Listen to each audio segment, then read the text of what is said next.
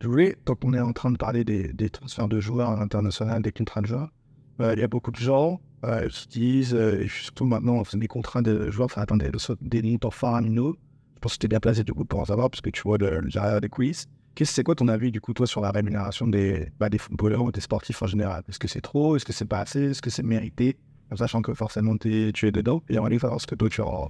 Alors, c'est une question que beaucoup de personnes se posent, que beaucoup de personnes mettent sur le terrain public. Effectivement, les sommes dont on entend parler dans les médias sont toujours des sommes pharaoniques.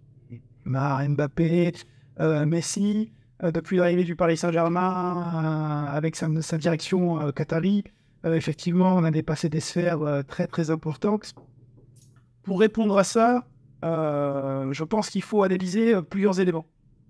Premier élément, effectivement, on parle de sport professionnel.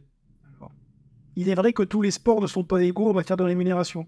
Il y a des sports extrêmement exigeants qui sont très peu rémunérés. Et effectivement, là, il n'y a pas de logique. Et c'est véritablement malheureux pour tous les efforts que font ces sportifs quand on prend de sport à sport les rémunérations totalement inégalitaires. Mais pour parler du football et des autres sports, il ne faut pas oublier une chose, c'est qu'on parle vraiment de l'excellence de la discipline dont il est question, et qu'on parle des meilleurs. Dans le football, on parle des joueurs qui sont aujourd'hui professionnels, le nombre de pratiquants est exorbitant, ceux qui arrivent à en sortir est véritablement minime, les centres de formation sont remplis à ras-bord, et remplis de joueurs qui sont formatés depuis le plus jeune âge pour devenir footballeurs professionnels.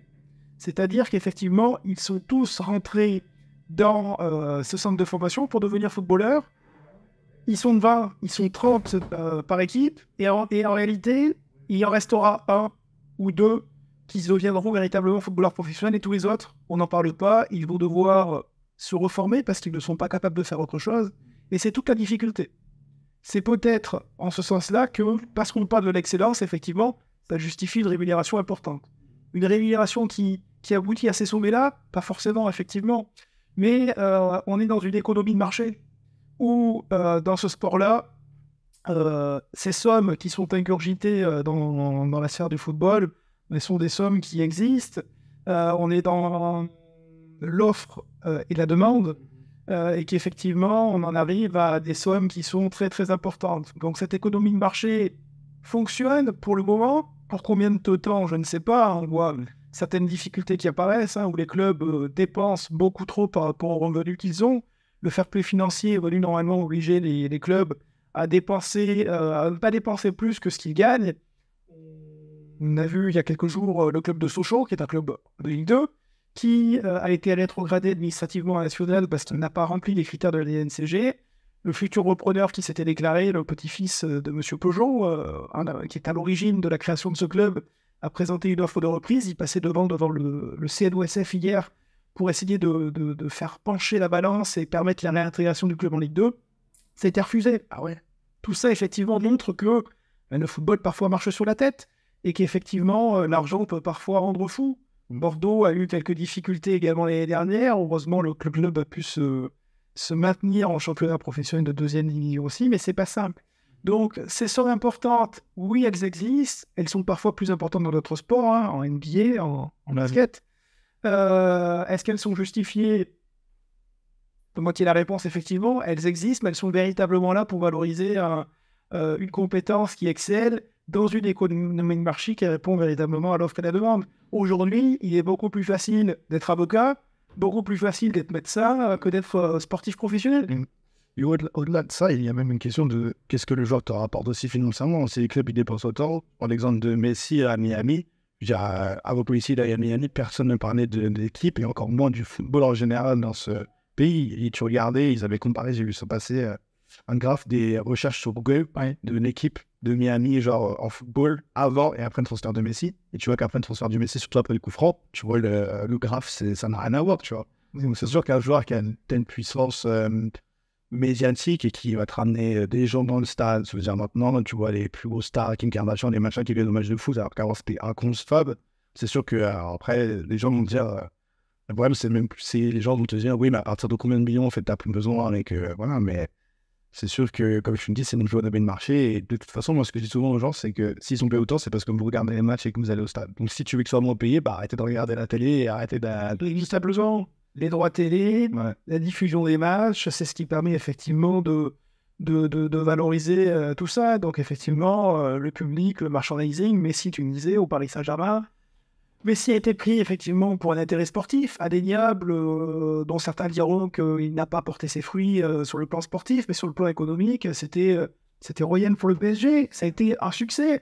Le nombre de maillots vendus, le nombre de partenariats qui ont été engrangés suite à la signature de Messi, des partenariats internationaux évidemment, parce que quand on a Messi dans son équipe, on ne parle pas franco-français, on parle évidemment à l'international. L'Inter Miami, c'est exactement ça. Ils ont fait une proposition pharaonique, tout en sachant qu'effectivement, cette proposition allait pouvoir être amortie grâce à tout ça. Messi va même, d'après ce que j'ai compris, devenir actionnaire du club de Miami avec David Beckham et George Mas. Et effectivement, c'est une sacrée opération pour ce club-là qui est dernier du championnat de MLS. Ah oui, je sais même pas ça. Ils sont derniers, effectivement, hein, qui a recruté de nombreux joueurs, mais qui est là pour véritablement essayer d'exister dans ce championnat nord-américain. Une équipe nouvellement créée, alors je pense qu'elle a été créée en 2018, elle n'existait pas.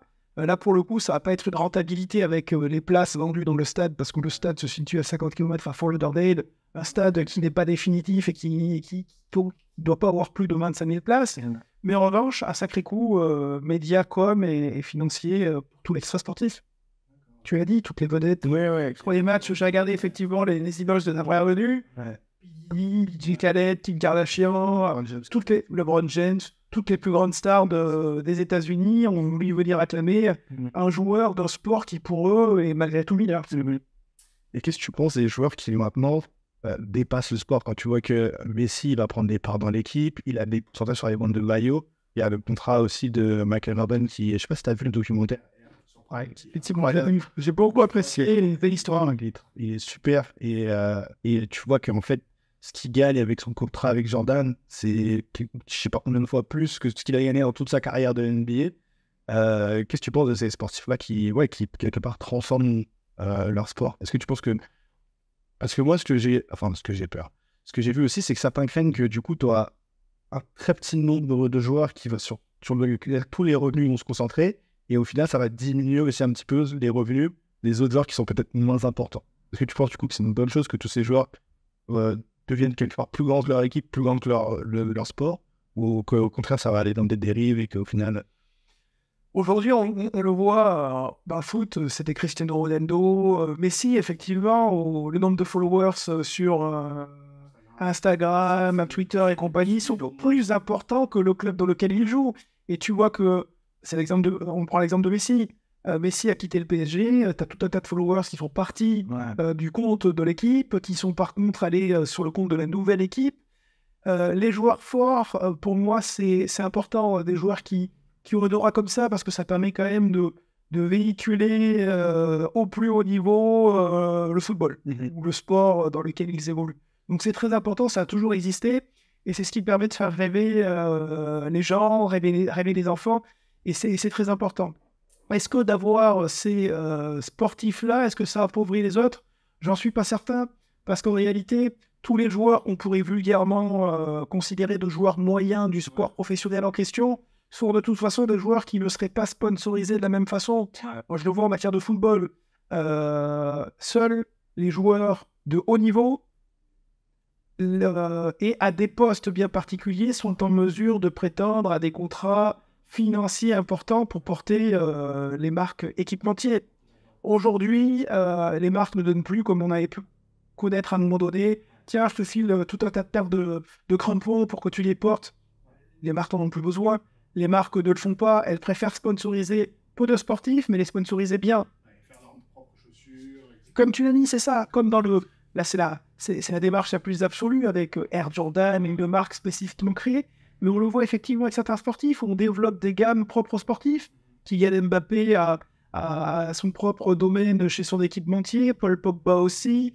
Et effectivement, c'est là où les marques ont raison. Je pense que si elles veulent fidéliser un sportif, c'est pas que du financier. Ces sportifs-là sont déjà à l'abri du besoin grâce au contrat qu'ils ont signé dans le cadre de leur sport. Ils ont besoin d'exister et d'appréhender la marque et de pouvoir être associés au développement de ces marques-là avec les convictions qu'elles ont. Mais tu vois, par exemple, Mbappé, j'ai vu que là, pour le Real, il demandait, je sais pas, 220, 225 millions. Et tu vois, j'ai l'impression que, alors après, je sais pas exactement, tu pourras plus me dire sur le football. Il y a par exemple, je fais plus le sport américain, mais NBA notamment, et peut-être la NFL aussi, mais tu as une histoire de salary cap. Et souvent, tu as des très gros joueurs, je pense notamment à Tom Brady et d'autres, qui vont dire au club, alors je préfère prendre moins du club, parce que de toute façon, si j'ai tous ces sponsors et j'ai plus besoin, pour qu'on puisse recruter d'autres joueurs et qu'après, on puisse gagner le titre. J'ai l'impression qu'au foot, il y a beaucoup moins ça, tu vois, et que les joueurs veulent juste le plus gros contrat, pas parce qu'ils ont besoin d'argent, mais parce que pour dire, tu vois, je suis une meilleur joueur, on m'a proposé tant, et c'est moi le plus gros contrat, tu vois. J'ai l'impression qu'il y a cette surenchère au plus gros contrat, juste pour dire, bah, je suis le meilleur joueur parce qu'on m'a proposé le meilleur contrat, et qu'au final, il se sacrifie pas autant que peut faire un Brady ou quoi, pour l'équipe, pour peut-être pouvoir amener plus de plus gros joueurs et gagner. Mais enfin, peut-être qu'il y a peut-être pas ça, je sais pas, au foot. Exactement, il n'y a pas de salary cap dans le football. Le salary cap existe en MLS, comme on en parlait aux États-Unis, où certains joueurs peuvent être hors salary cap. Il y a un nombre très limité de ces joueurs-là, mais les autres, effectivement, il faut le mettre au-dessus du plafond. Mais ce que tu as dit, ça existe quand même dans le football, même européen, et même dans les gros clubs dont il est question, parce que un footballeur, effectivement, un sportif, il veut que tu négocies ses intérêts. Ouais. Son intérêt, effectivement, il est sportif, il est aussi financier. Mais pour que cet intérêt reste sportif, une carrière, on disait tout à l'heure que ça peut être très court par rapport à la carrière de quelqu'un qui n'est pas dans le sport et qui se doit travailler au quotidien. Un sportif, bon, ben, ça dure ces jeunes années, entre guillemets. Et donc, dans ces conditions-là, pour autant, c'est pas mal, c'est plusieurs années à exercer. Et il se doit d'être compétitif pour pouvoir effectivement avoir une ascension au niveau de sa carrière. Pour pouvoir être compétitif, le sport du football se joue à 11, il est nécessaire d'avoir une équipe compétitive. Si tu as un top joueur et une équipe de bras cassés par la suite, tu peux pas avoir de résultats, tu peux pas gagner des titres. Et dans ces cas-là, ben, ton propre niveau n'est pas mis en valeur et tu ne peux pas exceller dans une équipe avec 10 joueurs qui n'en valent pas le coup. Donc, inévitablement, les clubs, en tout cas, se doivent de permettre cette alchimie et les joueurs top players le savent qu'il faut effectivement permettre au club de pouvoir avoir les autres joueurs qui les entourent. Donc très souvent, le joueur pense à son intérêt, mais s'il voit que le club n'a pas les moyens de pouvoir avoir d'autres joueurs ultra compétents à ses côtés, très souvent, ça ne le fait pas. C'est clair. Et puis c'est dommage aussi. En fait, ce qu'on va se rappeler derrière, c'est pas le plus gros chèque que tu as pris pour tel ou tel contrat, c'est combien tu as gagné. Même pas de marée. C'est exactement pas de marée, c'est un legacy. Et ce qui, pour beaucoup, a mis le clou dans le cercueil du débat Messi-Ronaldo, c'est du monde en fait. C'est qu'il y en a un qui a gagné du monde et l'autre qui n'a pas gagné. Non, effectivement. Si tu as aimé cet extrait, je t'invite à retrouver notre conversation en entier en cliquant sur la vidéo suivante juste ici.